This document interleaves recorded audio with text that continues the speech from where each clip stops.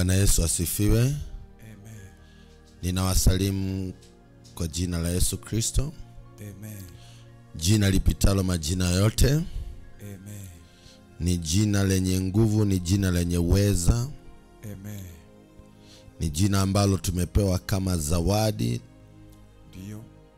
Kwa sababu kupitia kwa jina hilo hakika tunao mamlaka, nguvu na uweza. Haleluya. Amen.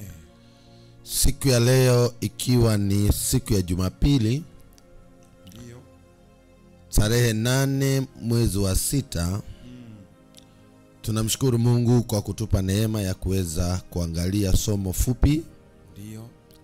Ambao somo hili linahusu dini na siasa. Dini na siasa.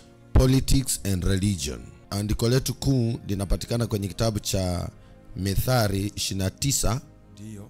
na mstari wa 2. Biblia inasema, Ndio. wenye haki wakiwa na amri, Ndio. watu hufurahi. Furahi. Bali muovu atawalapo, watu hugua. Ugua. Kwa tafsiri ya King James Version, Ndio. Biblia inasema, when the righteous are in authority. Yes. Kwa lugha nyingine, when the righteous are the leaders, Yes. the people rejoice. Joyce. But when the wicked beareth rule, Yes. the people mourn. Wenye haki wakiwa na amri, Ndio. wenye haki wakiwa wanatawala, Wanatawala. watu hufurahi. Ndio. Ndio maana tunaona kuna mambo mawili hapa. Ndio. Kuna watu wanaotawala Ndio. na kuna waotawaliwa. Ndio. Na kulingana na andiko hili ni kwamba kuna watawala aina mbili. Aina mbili. Kunaweza kuwa watawala wenye haki, Wenye haki, kwa lugha nyingine watakatifu, watakatifu na wacha Mungu. na wacha Mungu. Na wakiwa watawala wacha Mungu, watu hufurahi. Watu furahi. Lakini aina nyingine ya viongozi ni viongozi waovu. Waovu. Hawa sio wacha Mungu. Sio wacha Mungu. Kwa hivyo hawa wasio wacha Mungu wakitawala, watu huugua. Watu huugua. Bwana asifiwe. Amen. Kwa hivyo andiko hili linatuonesha mahusiano ya uongozi Ndio. na imani. Na imani. Uongozi kama siasa, Kama siasa. na imani kama dini. Kama dini. Yes. Bwana asifiwe. Amen. Hebu tuangalie tafsiri ya neno siasa. Siasa. Siasa ni njia Ndio. au ni mfumo wa kufanya maamuzi katika ngazi mbalimbali za jamii. Kwa nini nataka tuangalie tafsiri ya neno siasa na dini? Ni kwa sababu tumesikia maneno mengi sana mara nyingi watu wakisema usichanganye dini na siasa. Tunaona kama ni vitu viwili ambavyo haviwezi kuendana. Haviwezi kuendana. Lakini nataka nikuambie, Ndio. hauwezi kutenganisha dini na siasa. Siasa. Amen. Haleluya. Amen. Hebu tuangalie maana ya siasa. Ya siasa. Ndio tunaona siasa ni mfumo wa wanadamu Ndio. wa kufanya maamuzi. Pale ambapo wanafanya maamuzi ni nini kifanyike, Ndio. kuanzia kwenye ngazi ya familia, kwenye ngazi ya eneo, kwenye ngazi ya kinchi na hata kimataifa. Ndio maana unasikia kuna siasa za kimataifa. Siasa ndio inaamua kwamba mwaka huu kwenye budget ya Wizara ya Afya tutaweka bilioni kadhaa. Ni siasa. Hiyo ni siasa. Ni siasa. Sawa sawa. Ndio inaamua tujenge vyuo vikuu kiasi gani. Ndio. Siasa ndio inaamua thamani ya fedha ya nchi. Ndio. Au kwa lugha nyingine hata uchumi wa nchi. Kwa sababu endapo yakifanyika maamuzi mabaya, yanaweza yakaathiri uchumi wa nchi. Lakini yakifanyika maamuzi mazuri, yataleta faida kwa nchi.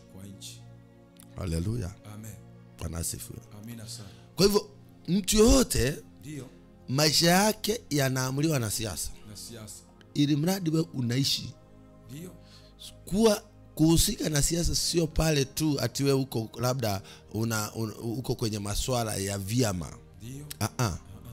Lakini hata ukiamka asubuhi, ndio, uende upande gari, kinachoamua nauli yako ndio ni siasa. Bwana asifiwe sana. Amen.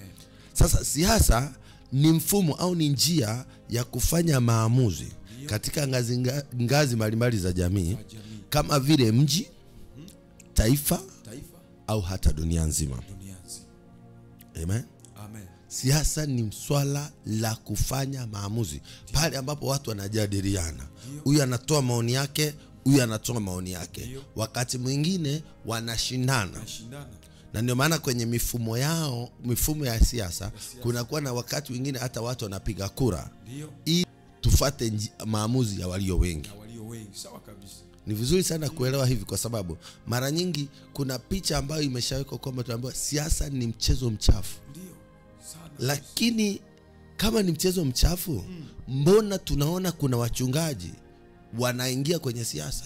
Kuna watu wenye imani, kuna mashehe wanaingia kwenye imani. Sasa inakuwaje watu ambao ni wacha Mungu alafu tena waingie kwenye siasa? Haleluya. Amen. Hii ni mentality ambayo lazima watu waishinde, kwa sababu tumeona hata watu wengine waliokoka wakikosa kujihusisha na siasa, wakiona siasa kama ni dhambi, kama ni kitu kibaya. Lakini sikiliza nikwambie, ndio, chochote hata tukijenga, kama mnajenga kanisa, ndio, hawezi kujenga kanisa bila kupitishwa ile ramani na halmashauri zinazohusika. Sawa sawa.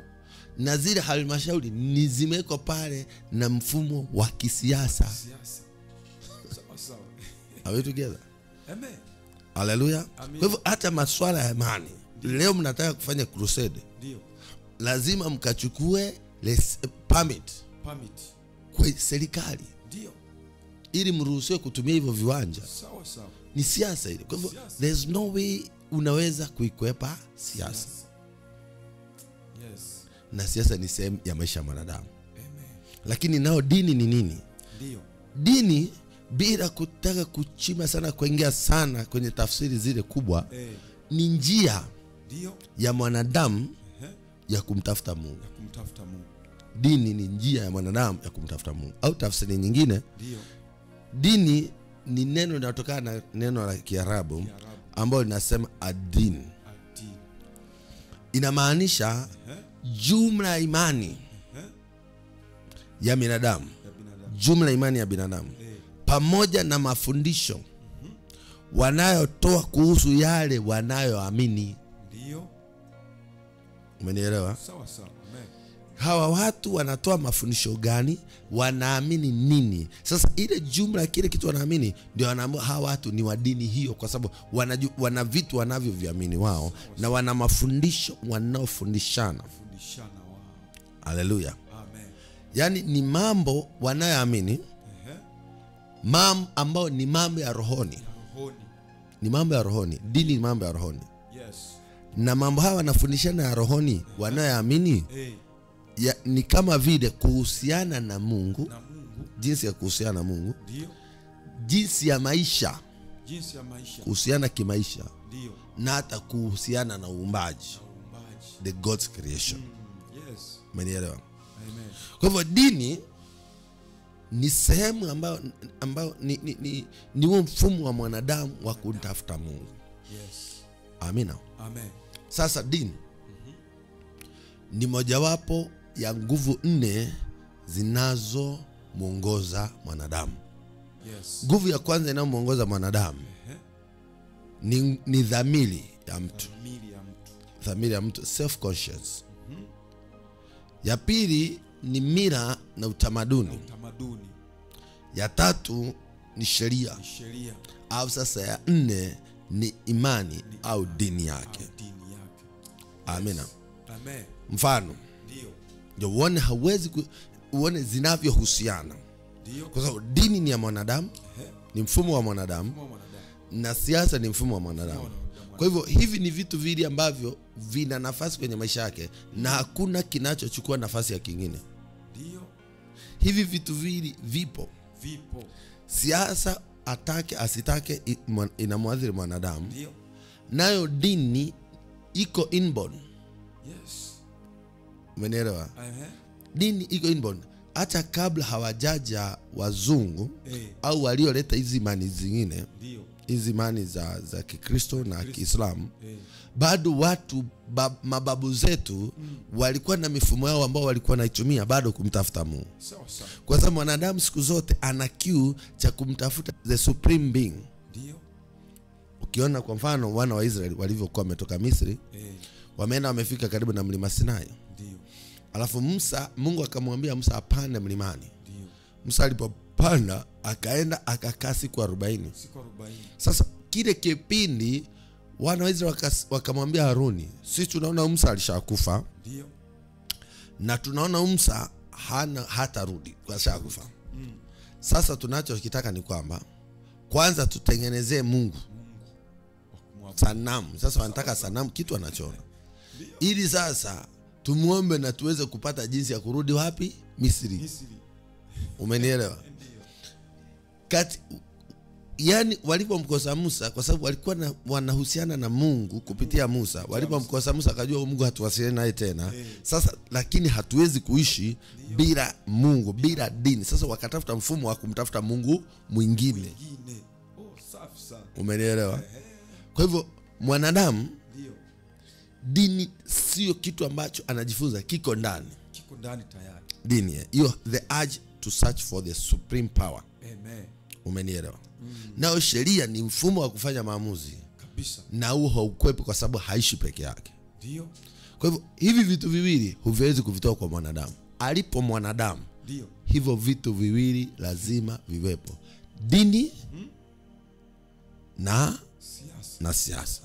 Lakini sasa nguvu kubwa ambayo inamtawala mwanadamu, yenye uwezo zaidi ya nguvu zingine zote, ni dini. Dini ya mtu ni nguvu kubwa inayomuongoza mwanadamu kwa imani ya mamlaka iliyo juu kuliko mamlaka zingine zote ambazo ni Mungu. Amina.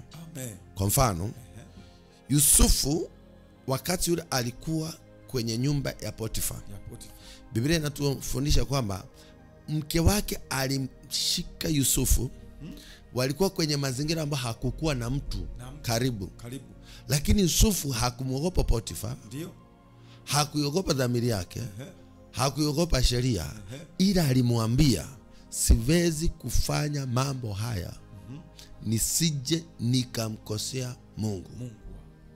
Yes. Amina. Amen. Kwa hivyo hata sasa ingepaswa serikali zilizopo au jamii kwa ujumla ingepaswa kuhakikisha kwamba katika masuala ya utawala tunarudisha dini, imani zetu kwenye utawala. Kwa sababu mtu mwenye dini, mtu mwenye imani, umenielewa?